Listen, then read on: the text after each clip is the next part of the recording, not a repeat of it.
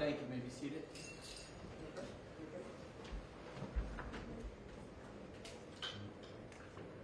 All right, so good morning. We're here on case number 692604, State of Ohio versus Bionca Ellis. She's present in the courtroom this morning with her counsel, Mr. Mack and Mr. Johnson. Good morning.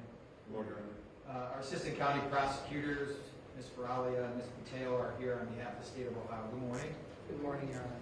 I think all of you know that any case that gets assigned to this courtroom, we set the case for trial as well as some future dates.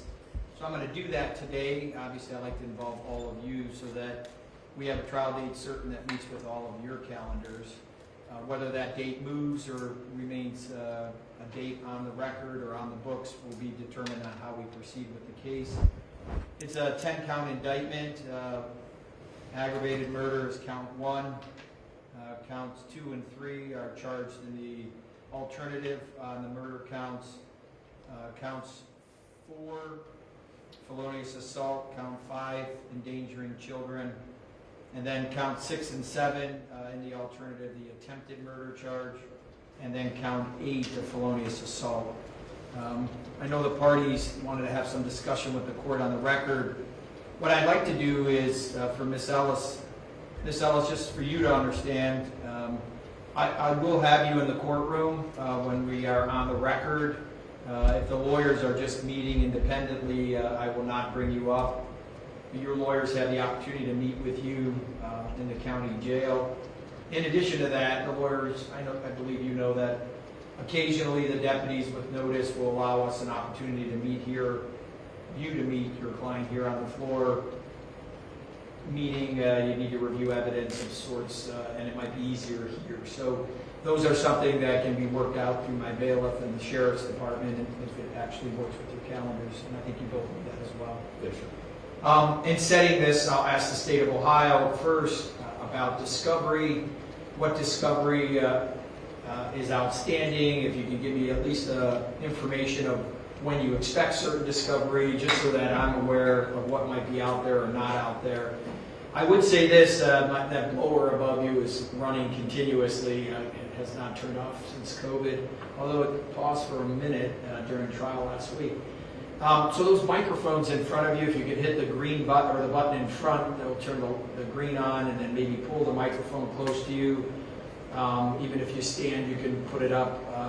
But the button in front, if you can just hit it, it'll carry your voice. So let me hear from the State of Ohio, Ms. Wood. I believe it's on, Your Honor. Yes, if your green light's on, you're on. Thank you. Yes. Good morning, Your Honor. Good morning. On behalf of the State of Ohio, Anna Faralia, and this morning, Your Honor, with regards to discovery, some discovery has been transferred over to the defense via the portal.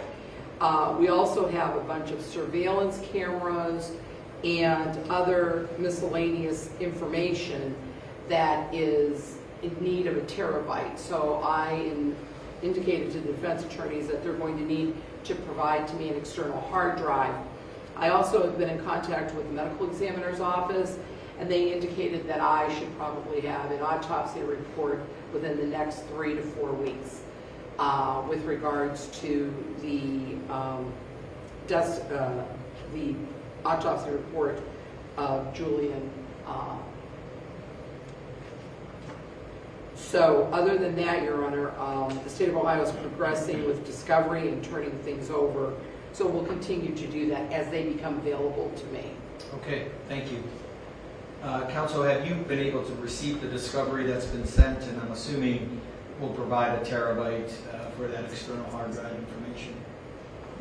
Judge Fernando Mack on behalf of Mr. Ellis, we have received limited discovery, and it's correct what Mr. Ryan has indicated that we're still waiting for those other important items. Very good.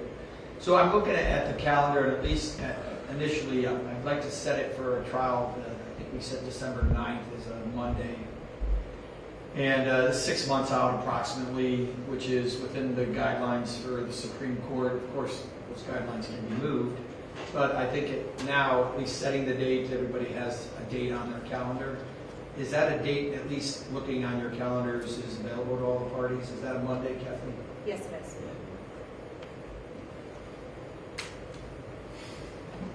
I would seem to be the one, Judge. That Yes. may not work out for my schedule.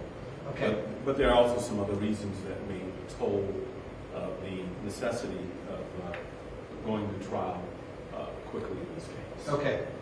And again, I'm not looking to move quickly, I'm just looking to have the dates. So why don't we put the 9th down tentatively, and if you want to speak further on some of the thoughts regarding Ms. Ellis, I can hear from counsel. Why don't we put the 9th down as our trial date?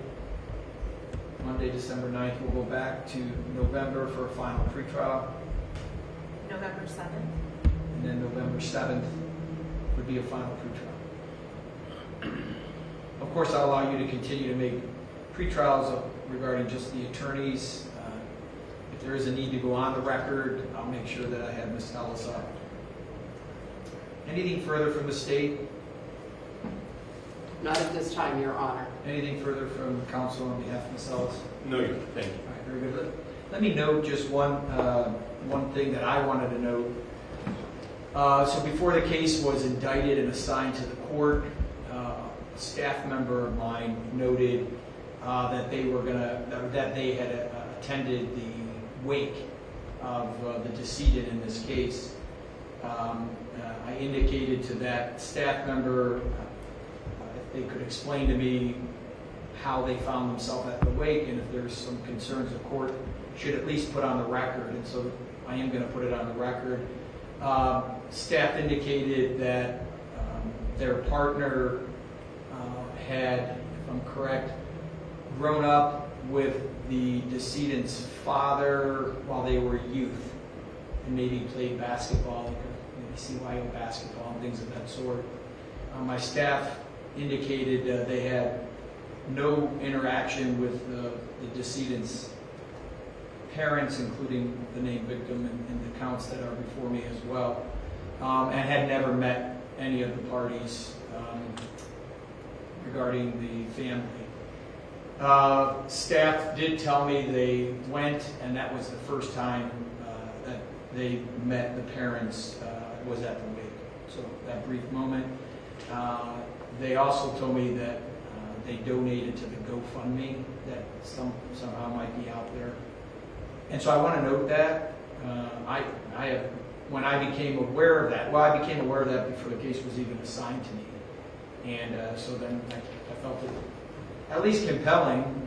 I don't know any of the parties, nor have I had any contact with the parties, and nor have I had any discussions with my staff regarding that. But I thought I'd put it on the record. I don't believe there's any conflict. I don't feel conflicted at all.